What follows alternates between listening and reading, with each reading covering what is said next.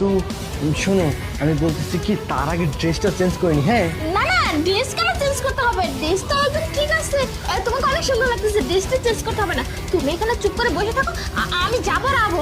আরে না না, শোনো তুমি চলো, আরে, আমি আরে, গিয়ে তুমি কোথায় ড্রেসটা যাচ্ছ? চেঞ্জ করি। আরে, এটা শোনো। চেঞ্জ করার পরে দুজন মিলে একসাথে না, না, কফি খাবো। আরে তুমি শোনো, তোমার চেঞ্জ করতে হবে না। শোনো, আর বলছি কি ড্রেসটা একদম ঠিক আছে। আরে শোনো, আরে আমি এটা অফিস থেকে পরে আসছি, কেমন যেন শরীরের মধ্যে মনে হচ্ছে খারাপ লাগতেছে আমার। শোনো, আমি এই ড্রেস চেঞ্জ করি, ঠিক আছে? ড্রেস চেঞ্জ করে তোমার হচ্ছে কম্বল দিয়ে আমরা দুজন এখানে শুয়ে থাকবো।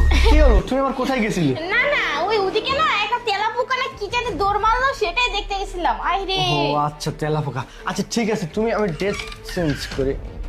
ড্রেস চেঞ্জ না না, থাক, ড্রেস চেঞ্জ করতে করে আর আচ্ছা কি হবে। আমি বলছি কি, শুধু শুধু ড্রেস চেঞ্জ করার কোনো মানে হয়?